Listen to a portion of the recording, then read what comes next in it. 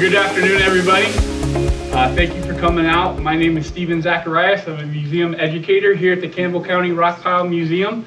We are very honored today to have our special guest who is enjoying a day off. He put in a little over 109 miles yesterday just to get here in time to do this today. So we're really excited about having him here today and speak about what he's doing and why he put in a little over 109 miles on the bike today. Yesterday. Here at the Campbell County Rockpile Museum, we strive every day to embrace our role as members of the local community here in Gillette, in Campbell County, the state of Wyoming, and the entire Powder River Basin. We are dedicated to being a museum that is inclusive of all people, that offers itself as a civic space where people come together for conversations that can help overcome local and national divisions. It is our hope to be a place where everyone's story is told, and most importantly, a place where everyone's story is heard. For when we take a moment to truly listen to the experiences of others, those who may not look like us, talk like us, or even live like us, it is in those moments that we are able not to come to a place of agreement necessarily, but rather a place of understanding, a moment where, as the great Maya Angelou once said, do the best you can until you know better. And once you know better, do better. In 1866, the United States Congress formed 6 regiments of all-black troops to serve in the United States Army. These units would be reorganized by Congress in 1869 as the 9th and 10th Cavalry and the 24th and 25th Infantry Regiments. History has mythically dubbed these units by the moniker Buffalo Soldiers, with an emphasis, of course, on the 9th and 10th Cavalry getting most of the headlines and coverage due to their nice horses and uniforms.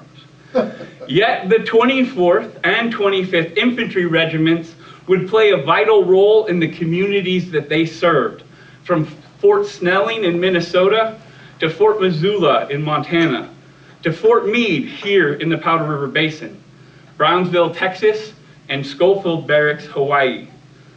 Emancipation Day celebrations in Sheridan, Wyoming, Sturgis, and Deadwood, South Dakota would feature elements of the 25th Infantry Regiment, from parades to ballroom floors. The first government headstones erected at the Battle of the Greasy Grass, or as some call it, the Little Bighorn, were installed by the members and elements of the 25th Infantry Regiment. The 25th Infantry Regiment would also establish the original boundary of Custer National Cemetery. The 25th Infantry Regiment would be one of the first units to serve overseas in the United States history of American armed service. One of their most fascinating assignments, however, received almost no fanfare or historic recognition. The 1897 quote-unquote iron ride of the 25th Infantry Bicycle Corps traveled 1,900 miles from Fort Missoula, Montana to St. Louis, Missouri in just 41 days. This year marks the Quasquicentennial of that journey that they took right through the Powder River Basin from June 23rd to July 2nd, 1897. By forced marches, Moss and his men trying to get out of the Badlands, Gillette, Wyoming, June 29, 1897. Tired and muddy, the 25th Infantry Bicycle Corps, Lieutenant Moss commanding, arrived here at this place at 2:30 today, en route to St. Louis. Wild Horse Creek near Arvada was a mass of mud. Hailstones, which fell Sunday, were drifted 7 and 8 feet high. The weather was very hot, and no good water could be obtained. The Corps is making a forced ride to get out of the Badlands. Over 1/3 of the trip has been accomplished in just 15 days out. Trip of the Bike Corps, Gillette, Wyoming, June 29th, 1897. Tired and muddy, the 25th Infantry Bicycle Corps, Lieutenant Moss commanding, arrived here at 2:30 today en route for St. Louis. Wild Horse Creek near Arvada was a mass of mud. Hailstones, which fell Sunday, were drifted 7 and 8 feet high.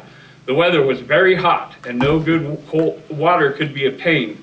The Corps is making a forced ride to get out of the Badlands.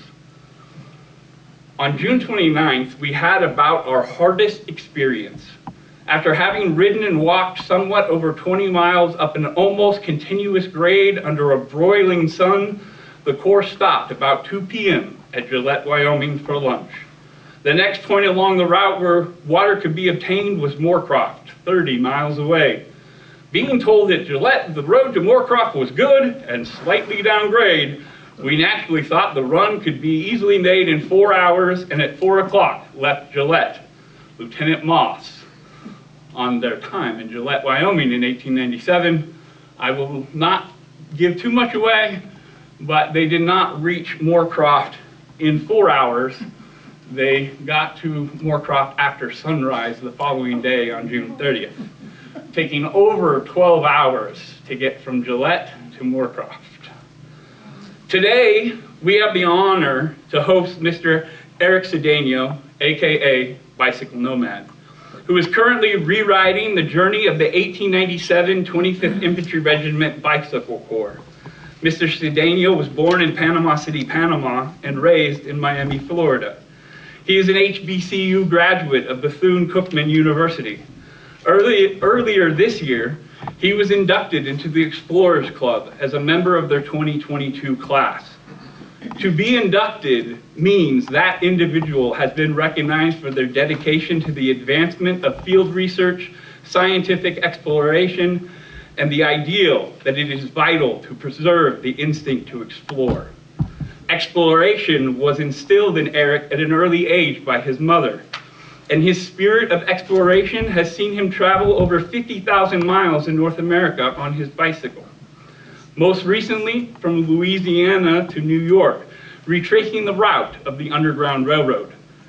Erick is a professional explorer, fashion model, resides on the board of directors for Bikepacking Routes and the Adventure Cycling Association. Most importantly, Erick is a proud husband and father, and we are very excited to have him here today to share with us about the 25th Infantry Bicycle Corps and his Dignity and Truth, the Buffalo Soldiers Project. So please help me welcome the Bicycle Nomad, Mr. Erick Cedeño.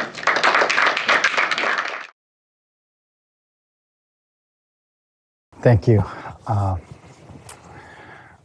So that trip was from New Orleans to Niagara Falls, Canada, and I was retracing the route of the Underground Railroad, which I did in 2014 and in 2020.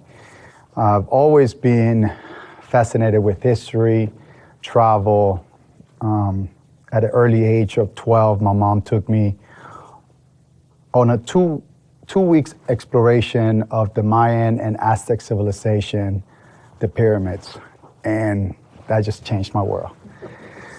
To be able to climb pyramids and go inside temples that I study in books, that was fascinating, and that's who I am today still. I've always loved traveling by bike or using the bike as a method of transportation.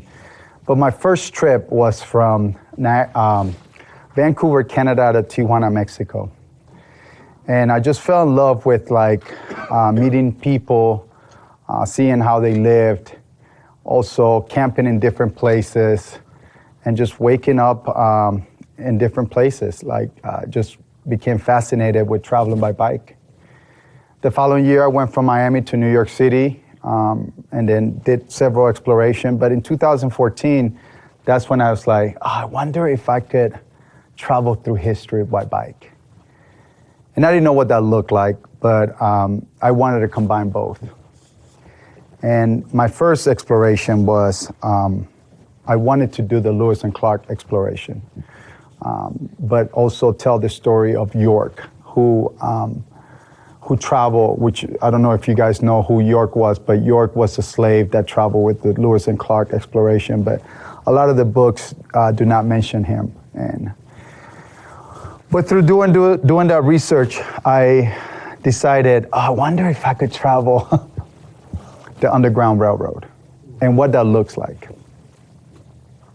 So I picked a song that used to be, it was a spiritual song that slaves used to sing in plantation called Follow the Drinking Gourd, which you could find on YouTube.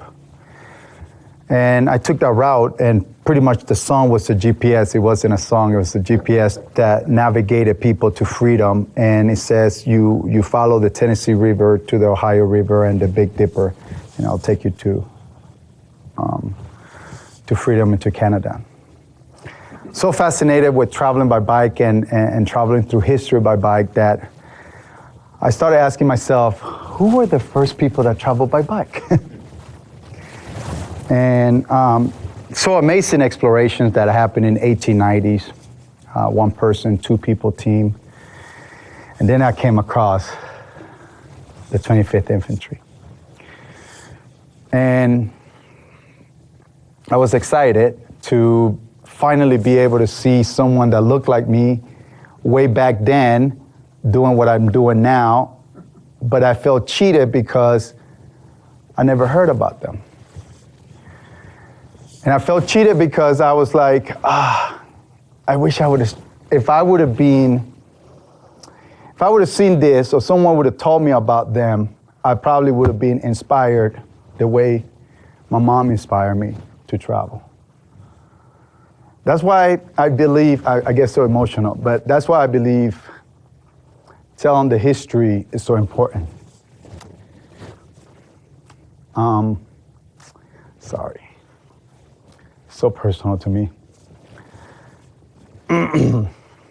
I'll get it together. And I've always been fascinated with what they have done.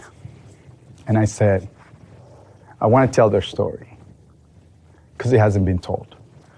But also, as a new father, I want my son to be inspired by them. And maybe he travels by bike or explores this beautiful country, however he wants to. Okay, enough of that. But now I'm going to go into when I came across the 25th Infantry. I was like, wow. I first started geeking out on their bikes. As a bike person, and as a person who had traveled by bike all around the country, I have traveled every single state except Alaska by bike. So I know the terrains, and I know what it took to be able to do that. And because they were on single speeds, my bike has gears. They had to walk a lot on the terrain. But those bikes were not built for what they had, what they were doing. So to me, they were like superheroes. I read a lot about it, but now going through the route, I'm understanding more. I'm understanding how special these men were. I give respect to Lieutenant Moss, who created this bicycle corps. He was fascinated, maybe obsessed like me, about the bicycles. And he created this, but history tells a lot about Lieutenant Moss. I could recognize Lieutenant Moss in different stages of his life. One of the things that sat in me about 9 years ago, when I learned about the Bicycle Corps about 12 years ago, it always talked about them as the Bicycle Corps Buffalo Soldiers. But I didn't know their names. I only knew Lieutenant Moss, the journalist Edward Booth, and Sergeant Kennedy. But they never talked about the black soldiers. So I came across, as I did my research, everyone's name now. Where they were born, where they died, everything in between. Were they married? Did they have kids? It's very important for me to tell their story. Some of the work the bike trip that I'm doing now is probably 10%, 15% of the work that I wanted to do with this. I originally just wanted to ride my bike to see the history, and that's it. But Like my dad says, maybe you were chosen to tell their story. Because it goes deeper than the Bicycle Corps. It goes personally. I want to know, again, I'm able to tell who Lieutenant Moss is. I open a book and I see, okay, this is Lieutenant Moss. But if I open a book, and it's very important for me to tell their story. Some of the work the bike trip that I'm doing now is probably 10%, 15% of the work that I wanted to do with this. I originally just wanted to ride my bike to see the history, and that's it. But like my dad says, maybe you were chosen to tell their story. Because it goes deeper than the Bicycle Corps. It goes personally. I want to know, again, I'm able to tell who Lieutenant Moss is. I open a book and I see, okay, this is Lieutenant Moss. But if I open a book and I see some of these guys' faces, I can't even name him or him or him or him, and that saddens me. So now I'm working with historians to see if we could piece that together, to put the names with the faces. And it's very interesting because if you see some of their pictures, you'll start seeing that they wear the hats differently. And that's how we're able to piece together who they are eventually. There are 20 of them on the 1897 expedition. Right now we got about 6 or 8 names. Not sure if we will ever be able to mention all of them, but it's a life work for me now to give them dignity. Another thing that saddens me, that recently I found out that some of them were buried without a tombstone. About 3 months ago, we were able to put a tombstone in the Mechanic, one of my favorite riders here. His name is Private John Finley. And John Finley was so important on this expedition because the lieutenant was so fascinated with doing 50 miles a day. That was his thing. He knew that this could work and he wanted it to work. So he said, we're going to do 50 miles a day. But what that did is stress the mechanic out because at night he wasn't able to sleep. He had to work. While the other guys were sleeping, he was up fixing the bikes. Without him, we probably would not be able to talk about history because he kept them, they only had like 2 days off, which is fascinating for me. And to learn that he was buried without a tombstone saddens me. But 3 months ago, we were able to get a tombstone working with the VA now. And it's so interesting because all I wanted to do is travel by bike. I'm not an academic historian. I'm becoming one now of the Bicycle Corps. And it's just landed on me. Again, I'm just a bicycle adventurer and an explorer, but I want people to know who they are. Name, faces, and be recognized for the work that they did for the Army. It is U.S. history and it needs to be told. For someone that comes behind me that wants to explore by bicycle or just explore, this is a sense of pride for them that needs to be told and not be sanitized like it was on the books. So they went from Missoula, Montana to St. Louis, Missouri on the 1897 expedition, but there was 2 other expeditions prior to that. They went from Fort Missoula to McDonald Lake, which is about 123 miles north of Missoula. And that was very successful. And the Army said, go a little further.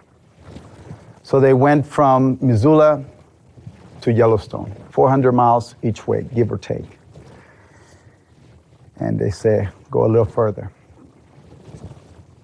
So they decided to do the 1897 expedition from Fort Missoula to St. Louis, and pretty much following the railroad track, the Northern Pacific out of Billings. And they carry about 2 days worth of food with them. Every 100 miles, the Army would drop off some supplies for them.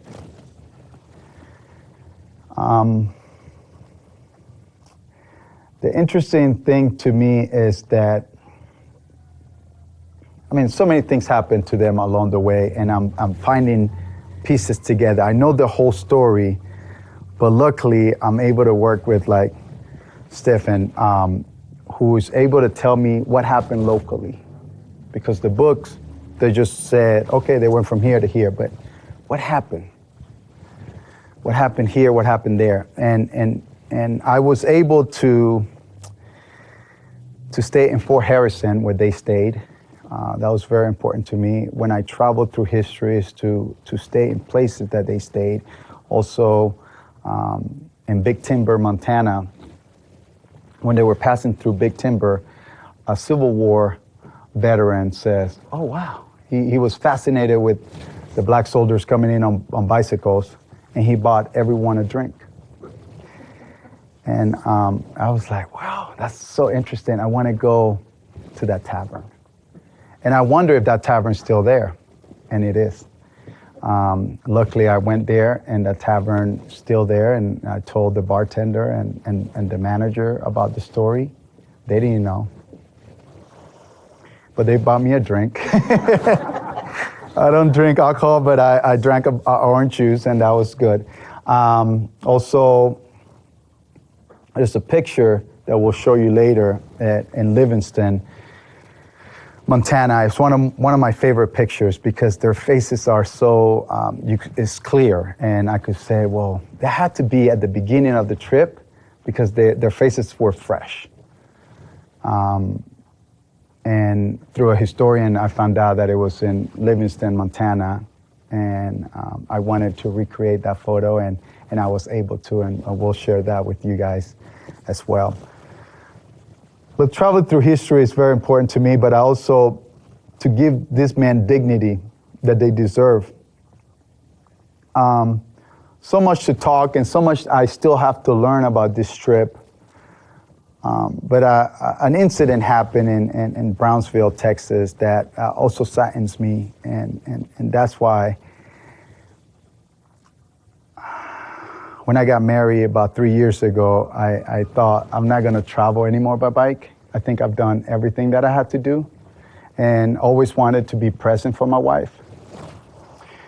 But I told her about this project, and she immediately says, you gotta do it. You gotta tell the story. And that's pretty awesome. But in Brownsville, Texas, after the Spanish War, the 25th Infantry was sent to, after the Spanish War, they were sent to Brownsville, Texas. The residents of the community in Brownsville, Texas did not want them to live there. And they made it really impossible for these men to enjoy their stay in Brownsville. An incident happened in 1906 where a white bartender was killed and a police officer was shot. And they blamed the 25th Infantry, the soldiers. They had nothing to do with it. For what I'm reading, that a couple years later, they were cleared by the Texas Court of Law. And one of the questions that I still have, which I'll get to it, hopefully, is that an investigation was done. And obviously, to me, it was a botched investigation, but somehow it escalated all the way up to the White House. And at the time, Mr. Theodore Roosevelt was the president, saw the investigation and decided to dishonorable discharge the whole platoon. The 25th Infantry, about 167 of them were left without a job, without ways to support their families, without pension after serving the Army. The oldest rider on the 1897 expedition was Mingo Sanders. Mingo Sanders actually fought next to Teddy Roosevelt in San Juan Hills and the Rough Riders. And he was about 3 months to retiring. And I got letters that he sent to Theodore Roosevelt pleading not to dishonorable discharge because he was about to retire after 20-something years of serving the military. And that's why I'm here. That's why I'm here, because they deserve that dignity. They didn't get it while they were alive. So, anyways, sorry, I'm so emotional. It's so personal to me, but thank you so much for allowing me to talk. What kind of kid did they care? Other than a bedroll and that kind of stuff. Yeah, well, they love coffee, so they had coffee. Tobacco. I didn't see tobacco, but I'm sure I read reports that one guy loved tobacco. Yeah, for sure. I did read that. They had beans and they had bacon with them. And again, every 2 days because they would travel 50 miles a day. That was the thing. 50 miles a day, and every 100 miles, the Army will resupply in different stations. They carry a mug, their tent. Surprisingly, I would have thought that bike would have weighed a ton, but it actually was about 56, 57 pounds between the bike and what they had. Yeah, which was pretty interesting. I just don't know how they made it without water, especially like, I'm traveling through these roads and I have 3 bottles and I'm constantly like just sipping water, and there's stretches that there's places you can't get water. So to me, well, they had to suffer a lot. I mean, the Lieutenant Moss adored his troop, for what I've read. So I think he pushed them because he wanted to be successful, but he wanted the guys to be successful too. You know, Lieutenant Moss was last of his class in West Point, and when you were last in your class back then, you were sent out to work with a lot of the Buffalo soldiers, the black soldiers. So to me, I think that's also, and this is just me speculating, is the reason why he pushed so hard, because I'm like I'm taking a day off today. I might take a day off tomorrow. No one is telling me when I have to get up and when I have to go. So it was really tough. But I think that because he was last in his class, he had something to prove to the Army, to his superiors. And I think that's why he went so hard on these guys. But I'm just so fascinated because I probably could have gave up. The only reason I haven't given up on this trip is because I'm paying homage to some people. But if I was doing this on my own, I would have packed up everything. I would have gone home, because it's probably one of the hardest trips I've ever done. And understand that I have traveled this country by bike over 50,000 miles. But this is a tough, tough trip. And that's why I also adore those guys. And yeah, and it's one of the things that traveling by bike teaches you, that you have to be open. You know, for the most part, I know where I'm going to stay, but there's been times where I'm not going to make it. This one, I think, is the hardest trip that I've done because I'm trying to keep up with them. But I'm also traveling through history, and I took a picture in Livingston, and that put me behind because the photographer, which is so interesting. When I didn't mention this, but when I traveled through history, I called out the people that have traveled those routes before me. So when I traveled the Underground Railroad, I called out names of famous conductors of the Underground Railroad to guide me through and protect me around the routes that they know how to travel. I do this almost every day with them as well. I called out names of some of the soldiers. And I said, protect me, guide me, tell me what happened here. And it's been amazing how I get to meet people and I'm like, how did this happen? Well, first of all, I always wanted to stay at Fort Robinson in Helena, Montana, because that's where they stayed. And for months and months and months, I've tried to call Helena, Fort Robinson, and no answer. I'm not military, so maybe that's why, but I'm not sure. No answer. But I arrived to the museum, and the colonel, which is a female, and I love to see a female colonel. That was pretty cool. She came out and she says, I just saw you in the news. And I was with a friend of mine for the first 2 days who was photographing. And before I was able to open my mouth, my friend said, oh, he wants to stay here. And she said, well, I can make that happen. And I was like, oh, how did that happen? How did she see me out of all this base to connect me? And now I'm staying here. And I'm like, no questions asked. And Livingston, Montana, again, is one of the photos that I was trying to recreate because I knew where exactly it happened. I didn't know the building. I didn't know if those buildings were still there.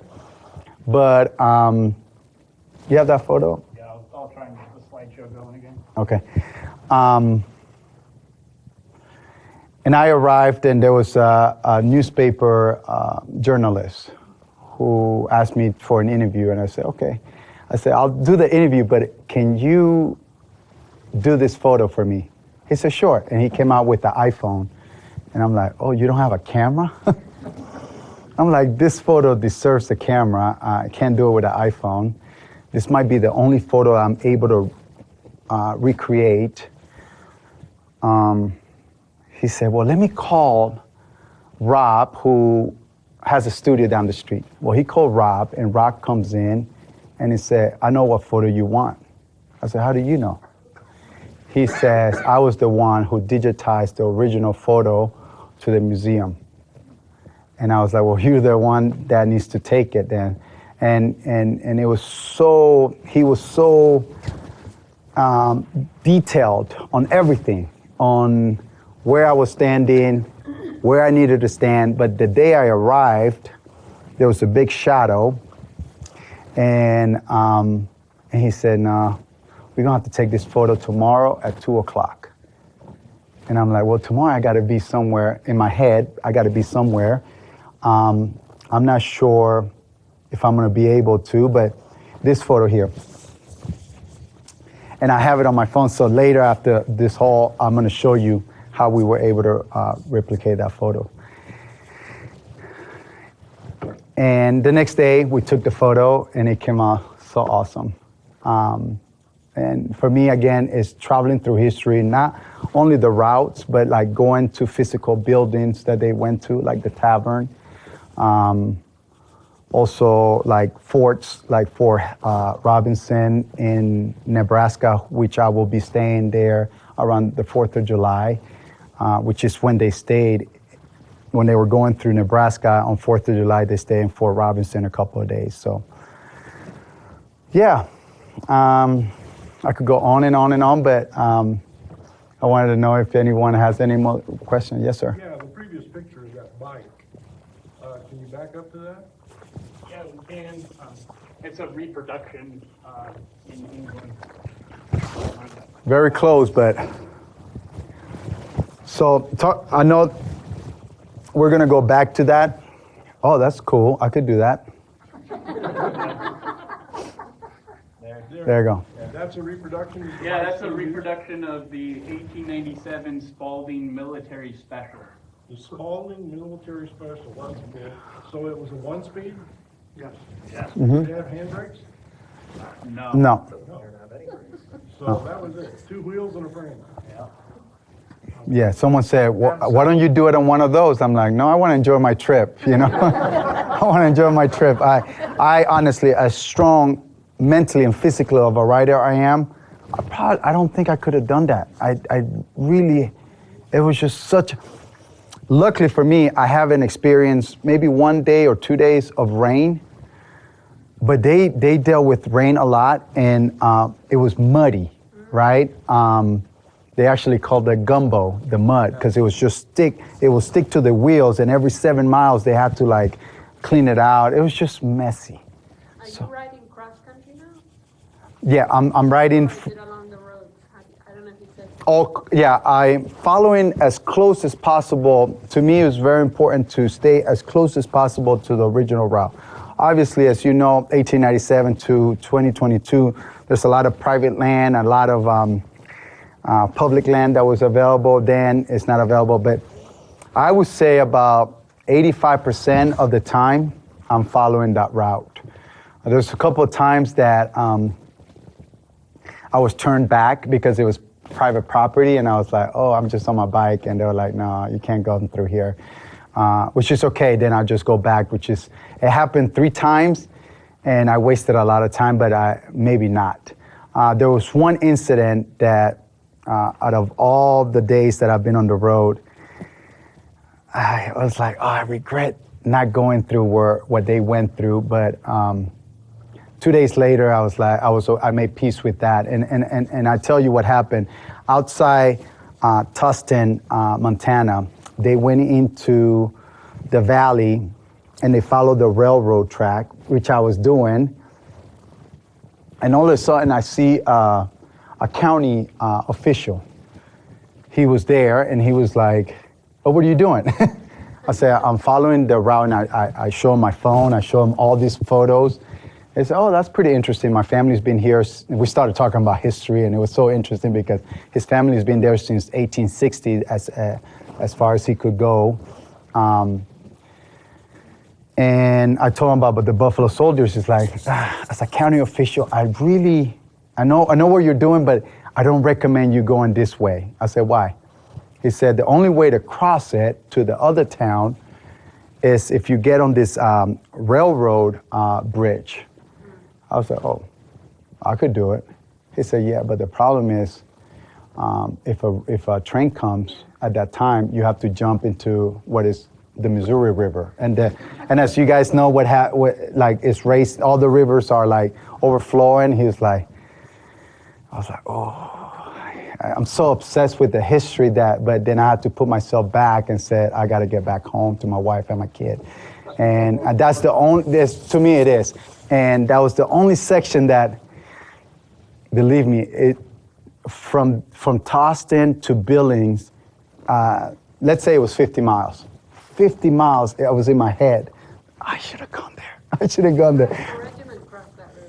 But I think they crossed it I'm talking to a historian, and he knows exactly that bridge as well.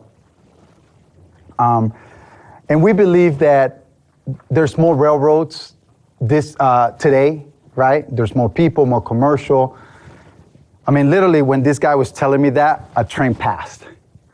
And so I don't think many trains passed, but that's the route that they probably took. But they got lucky, and the way they did it was in stages, not everyone at the same time. But again, this is the kind of grueling experiences that they had to go through. And Lieutenant Moss, he was just fascinated, obsessed with the 50 miles that he just kept pushing these guys. Yeah.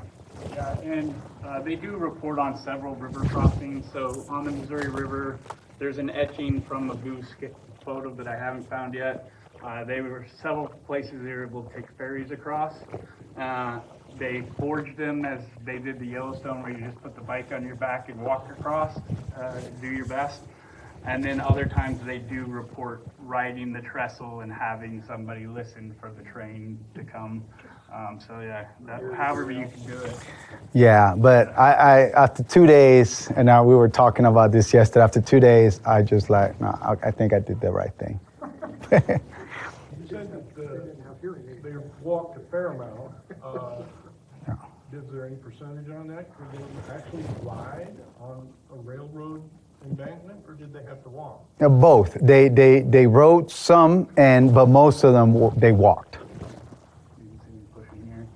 Yeah, and that was because either the roads were too muddy, or it was the elevation was too hard to go on as a single speed. So they walked a lot.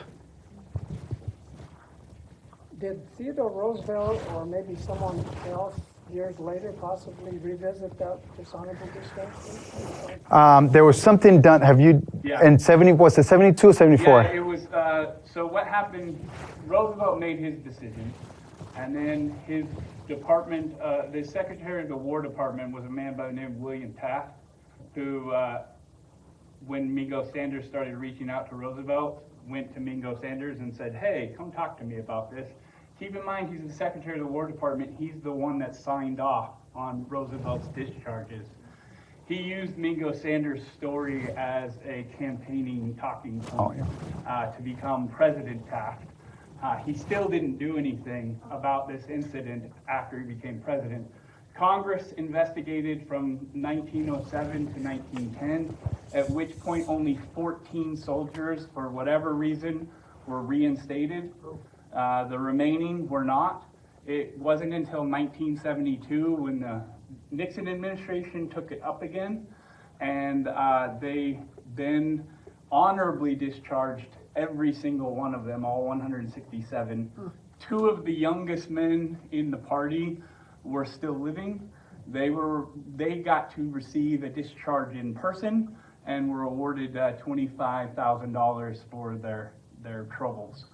Keep in mind, though, all those years between 1906 and 1972, there was no military pension, there was no retirement, there was no income when you were able-bodied, which is the reason why most of these men wanted to serve. Keep in mind, when they became soldiers at the end of the Civil War, this was the one place as a black man you could go and receive some of the freedoms that people had fought for during the Civil War, was the United States Army. There are several Buffalo soldiers who raised grandchildren who are still living, and one of them's a professor in the Pacific Northwest. He asked his grandfather, why did you serve this racist nation? And Private Powell responded to his grandson, because it was the one place where the promises of freedom I could taste. Mm-hmm. So that was why they did it, but it did take from 1906 to 1972. The Nixon administration finally righted that wrong. Yeah, some of the books call it one of the, which I read this recently, one of the worst mistake an American president's ever done. Yeah, I mean, imagine as a father, you can't support your family. You know, that's just the basic, right? That was tough. So they had a group of people on the trip, which I'm sure the community part of it, yes, it was hard, but at least they had like people with them. For you, how is that different? I mean, is it difficult just being on your own? Yeah, that's a good question. When I planned to do this, I put it out on social media, and for years I've been talking about the Bicycle Corps, and a lot of people wanted to join me. But there's so much work that I needed to do on the trail that I wasn't comfortable taking somebody with me. I know what I'm doing out there, and I'm experienced, but to take people that don't know how to navigate the country by bicycle was really tough for me. Plus, again, I will stop in that incident of the crossing the bridge.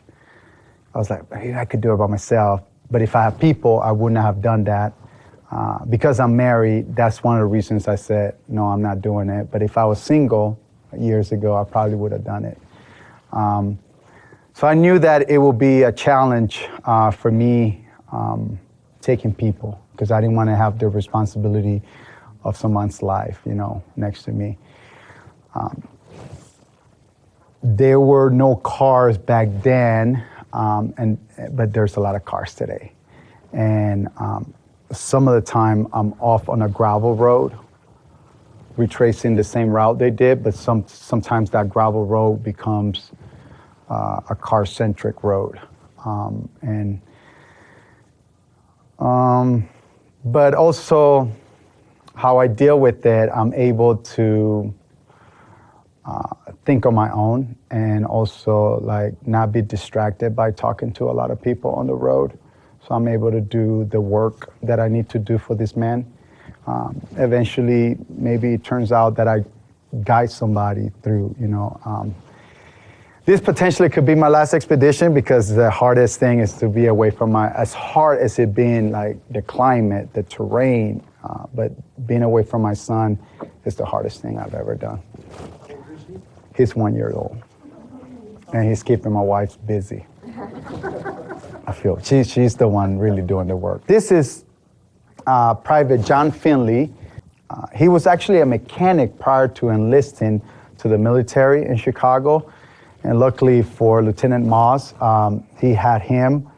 And I think that he deserves a lot of the credit because he had to make sure all these bikes were together. Like my bike is made especially for this kind of terrain, for this kind of exploration, but their bikes did not. The technology of tires compared to the tires they had has changed so much. But I'm very surprised that I learned between Missoula and St. Louis, there was only 15 flat tires on their expedition. As a group, you would have thought it would be more. But they had a lot of broken spokes, and the spokes are the ones that goes here. They have those chains problem, but we haven't, and I know you answer someone's comment on Instagram for me, but we haven't been able to find one of those bicycles yet. The Spalding company, actually the Army, right? The Army did not finance the bikes. So Lieutenant Moss went up to the Army and said, oh, we could get the Spalding to make these bikes. And Spalding agreed because they thought that it was going to be a successful project. And imagine if we would have created a bicycle corps and Spalding would have made a lot of money out of that, That's the reason why they say yes to the... Yeah, Spalding entered into agreement with Lieutenant Moss, and they actually made basically a catalog that was based on the reports of this and the bike journey to sell more Spalding bicycle parts and bikes and whatnot. So there is actually, on eBay, people are selling it all the time, the catalog that features Lieutenant Moss and the 25th Infantry Bicycle Corps Spalding expedition. So. Lieutenant Moss was the creator of the U.S. Flag Association, and he was one of the proponents for creating what we now celebrate as Flag Day. Interestingly enough, on June 14th, and I will die on the hill that they left Fort Missoula because he idolized June 14th as an important Flag Day, is when Continental Congress created the American Standard flag.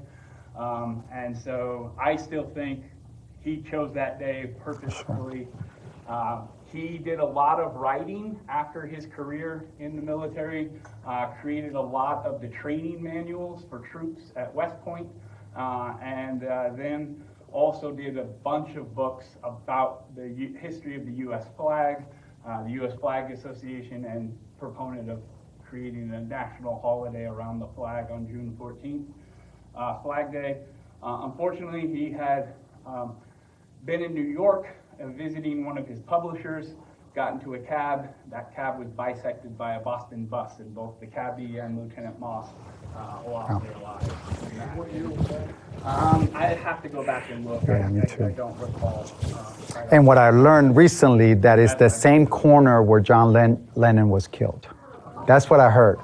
And pretty interesting. I'm definitely not going to be in that corner anytime. I don't know if I had the other case, but I don't know if I had him. Moss, 1941. And then, how do we do that? Just flick you. Oh, look at that. So that's Edward Booth. Edward Booth is the reason why we're able to tell a lot of this story, especially through photograph. Edward was also fascinated by the bicycle, And when he heard about the expedition, approached his dad, who was the editor of the local newspaper in Missoula, the Missoulian newspaper, and told him that he wanted to be a part of this expedition. And Edward was only 19, 20 years old at the time, a University of Montana student. And so a lot of those photos that you see are based from him. He made the whole trip? He made the whole trip. Made the entire trip. Yeah. Yeah, he is in history recorded as the Associated Press reporter reports. Only the Daily Missoulian recognizes him as latest report from photographer E.H. Booz, or photographer E.H. Booz wrote the following letter to his family recently reporting on the progress of the 25th Infantry Bicycle Corps. But all the other newspapers across the United States, it's Associated Press reporter reports that, and it's all the same stuff he wrote. It was interesting that because of that, this was the history, or I mean, this was the story in 1897 that when they arrived to St. Louis, over 10,000 people welcomed them, you know. They dealt with a lot of racism across the country. They had to stay in the back country of a lot of, and they weren't able to go to stores. But people were fascinated with the bicycle back then and wanted to see what they had accomplished, and they were welcome. And we believe this is a photo that was taken either in St. Louis or very close to St. Louis. It died. This was the last expedition in 1897. In 1898, they had planned to do another trip from Missoula, Montana to Presidio in San Francisco. And that did not happen because the Spanish War, the Spanish War happened, and then this was killed. Yeah. Part of the problem was the location. So prior to 1898, the United States military had never left the boundaries of the United States to fight, unless you consider anything west of the Mississippi to be outside the boundaries of the United States, of course. But 1898, war breaks out. We need to send troops to Cuba. Well, we're not going to send white troops to Cuba because there's malaria and sun. So we're going to send all of our black soldiers to go fight in Cuba because they won't be susceptible to disease and they won't get sunburned. That was the philosophy. And so they all leave, and there's nobody left to do these bicycle adventures anymore. But all their expeditions were very successful. And to me, it's my speculation, is that I wonder if they didn't want to give these black soldiers the accolade of an accomplishing something so epic, and that's why they just like killed it, you know. Just like a lot of history has been written, you know. Is that a baseball team? Yes, we'll talk about it here in a little bit when Eric's done answering questions. Yeah. I'll advance that. But Mingo Sanders, we have a post about him on our Facebook page. His element of the 25th Infantry Unit was responsible for making San Juan Hill possible. The Rough Riders were out of rations, they were exhausted, nearly defeated. Wouldn't have been able to approach San Juan Hill had it not been for Mingo Sanders and his men defeating the enemy the day before and resupplying using their own rations after Teddy Roosevelt asked, "Can you feed us?"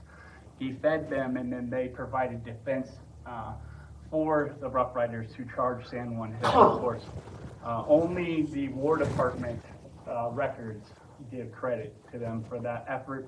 Mingo Sanders also then went on to the Philippines and the Battle of Mount Ararat, where the 25th Infantry was successful. Very bloody battle, very difficult battle. The white colonels all report that Mingo Sanders is the finest non-commissioned officer that they have seen in the entire Army. They do not use any designation onto the color of his skin, unlike many other reports. It was just simply the best non-commissioned officer in the Army.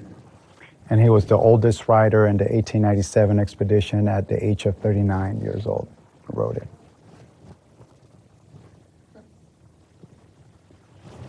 Okay, this was an expedition. Was it just prove they could do it, or was there a purpose to get to St. Louis? No, that's almost two questions there, but they're very. St. Louis was chosen because of how different the climates were going to be and the terrain between Missoula all the way coming through here and into Missouri.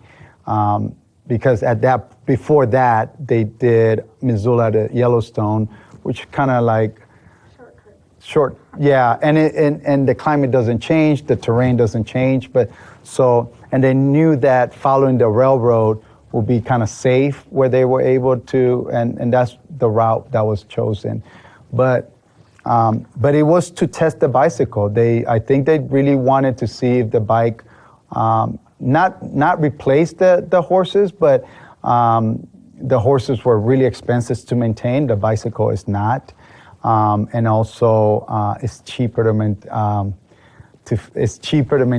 the bike, like I mentioned before. But they're also more quiet in the battlefield, so that they really wanted to work, but it died after. And so many other countries do have adopted that bicycle corps, like Austria and I think France. Yeah, up and down. Yeah. I did want to share a little bit more. So this experience is a big deal for me personally. We had been planning to celebrate this expedition, but doing it later in the year. So I had compiled a lot of the newspaper stories from their trip through the Powder River Basin, and the goal was just to focus on the June 23rd to July 2nd trip of the 25th Infantry Bicycle Corps. All that kind of fell through, and I was really bummed out. One of the first things Erick, after he arrived, we talked about, how did I get into the 25th Infantry? I was born into it. My grandfather, and my grandmother were originally from Rogersville, Tennessee, and he was a lifelong military man. He achieved the rank of Staff Sergeant. He was the Chief of Smoke for the 25th Infantry Division out of Schofield Barracks, Hawaii. And on July 24th, 1966, he was killed in action. So I never knew him, but I knew about his name on the wall in Washington, D.C. I also researched a little bit more about him because living historian, cultural interpreter, all that, I'm my family's genealogy guy, for whatever reason. I knew that my grandfather, who had last been stationed at Schofield Barracks, Hawaii, had a great-grandfather that he never knew. His mother didn't even know her own grandfather because in 1864, in Atlanta, Georgia, during the city of Atlanta battles at Utoy Creek, Schofield, General Schofield, the man the barracks are named after, had a blunder on August 4th, and many of his men were captured. He rectified the situation a few days later and was able to render the Confederates useless there in that location. However, a lot of his men had been captured and sent to a place called Camp Sumter. We know it today as Andersonville National Cemetery and Prison Site. I've been to Andersonville many times to visit the grave of Private Lawson. And Harmon Lawson was also from Hawkins County in eastern Tennessee, same place my grandfather was from. I knew this history prior to getting here, but that was about it. Came to Gillette, Wyoming a few years ago, and I purchased a book because I was now in a place where I could talk about the 25th Infantry Regiment, which was the original 25th Infantry that we now know as the 25th ID. There's been some reorganization over the years, but I found this book. And so you asked, was that a baseball team? Yes, it was a baseball team. That was Company B's team, but that picture was from 1888 is when that picture of Mingo with the Company Baseball B team is. At Fort Missoula in 1898, they decided to not have company teams anymore, and they formed what became known as the 25th Infantry Wreckers. The 25th Infantry Wreckers baseball team was the best military baseball team from 1898 to 1916. They played games at forts all over the western United States, and eventually they would be stationed at Schofield Barracks, Hawaii. And between 1916 and 1920, the thing to do for Major League Baseball teams here in the States was to form an all-star team and send them to Schofield Barracks to Hawaii to play the 25th Infantry Wreckers. Most of the time they lost. They don't get credit for being the best baseball team in America, which they probably were between 1898 and 1916 and a little bit beyond, because they were all black. They were also a military team. So none of the games they played against any barnstorming Major League white baseball team would get credit.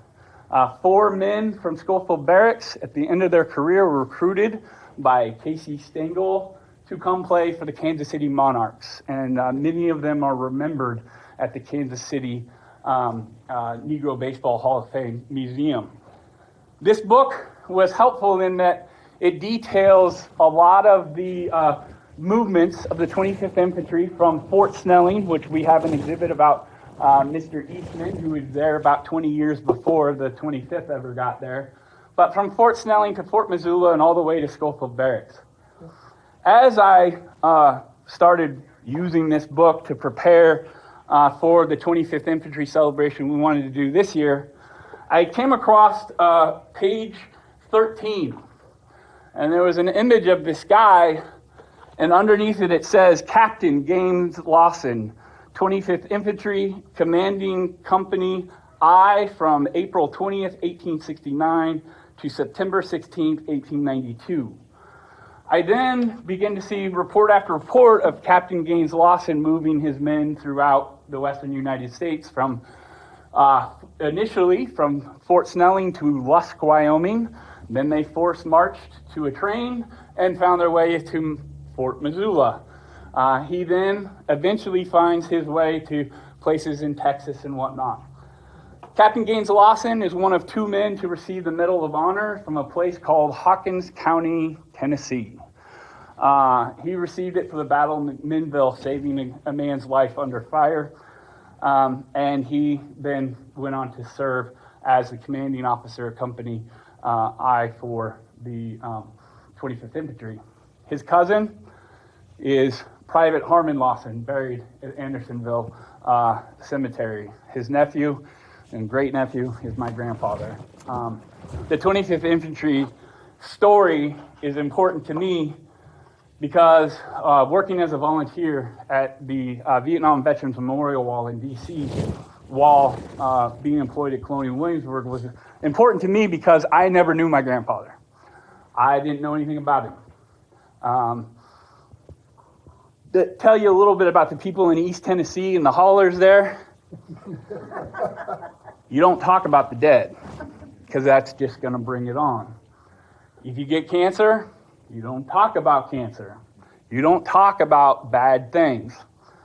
All anybody from East Tennessee remembers is that my grandfather died in action, so that's a bad thing. They stopped talking about him altogether. It was once said that what the grandfather wishes to forget, the grandson wants to know, right?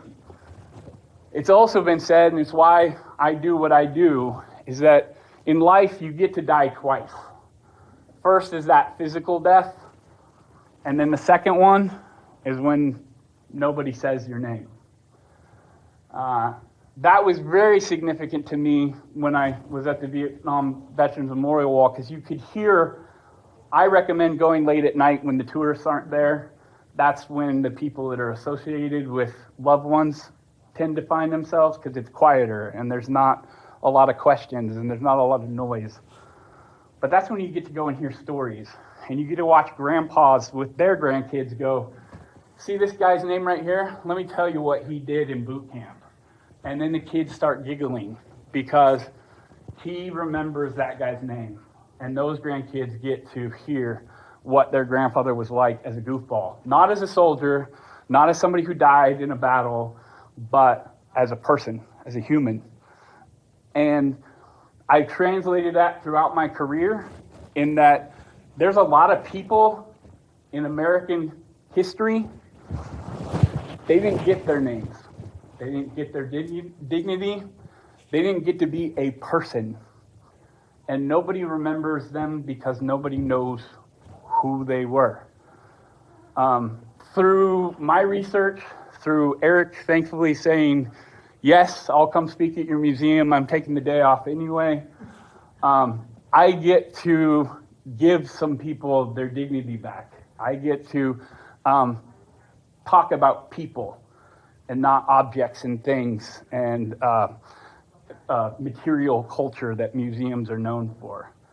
And I get to pay tribute to my family because while I don't look like Erick or any of the soldiers in that photograph, the 25th Infantry story is my family story. You know, nobody owns history, but it is all of our history. And it's important to include all those stories, so that's why we do that. The 25th Infantry Records were recognized this last year by a project by the Evansville Flannel Company. So I'm wearing the 1916 reproduction 25th Infantry cap, and we got you one as well, Erick, as a gift. So just want to say thank you for doing that and for coming. So.